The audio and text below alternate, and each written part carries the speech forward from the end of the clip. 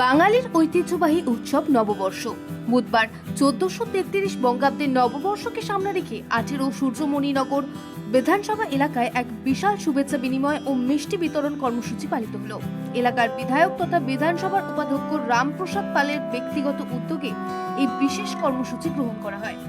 বুধবার সকাল থেকে বিধায়ক রামপ্রসাদ পাল আগরতলা পুর নিগমের 44 নম্বর ওয়ার্ডের কর্পোরেটর উদয় ভাস্কর চক্রবর্তী, বিজেপি নেতৃত্ব পিন্টু সাহা এবং দলের অসংখ্য কর্মী সমর্থকদের সাথে নিয়ে প্রতিটি বুথ ও ওয়ার্ডে বাড়ি বাড়ি পৌঁছে যান তিনি।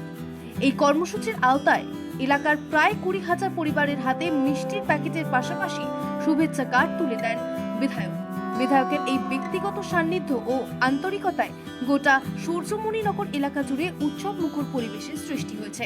ঘরে ঘরে অর্থাৎ আমাদের এলাকায় প্রায় 20,000 পরিবার আছে। এই 20,000 পরিবারের ঘরে গিয়ে গিয়ে শুভ নববর্ষের বার্তা দিচ্ছে, শুভ নববর্ষের শুভেচ্ছা জানাচ্ছে, অভিনন্দন জানাচ্ছে, আলিঙ্গন করছে, কোলাকুলি করছে এবং সবার জন্য মঙ্গল কামনা করছে আমাদের কার্যকর্তারা। এদিন জনসংযোগ চলাকালীন বিধায়ক রামপ্রসাদ পাল জানান, বাংলা নববর্ষ বাঙালি সংস্কৃতি ও ঐতিহ্যের অবিচ্ছেদ্য অংশ। প্রতিটি মানুষের সুখ শান্তি, সুস্বাস্থ্য ও সমৃদ্ধি কামনা করে তিনি বলেন, মানুষের পাশে থেকে উৎসবের আনন্দ ভাগ করে নেওয়াটাই তার লক্ষ্য। অন্যদিকে কর্পোরেটর উদয় ভাস্কর চক্রবর্তী বলেন, বিধায়কের অনুপ্রেরণায় তারা সবসময় 44 নম্বর ওয়ার্ডের মানুষের সুখে দুঃখে পাশে আছেন এবং এলাকার সার্বিক দাবি পূরণে নিরলস কাজ করে যাচ্ছেন।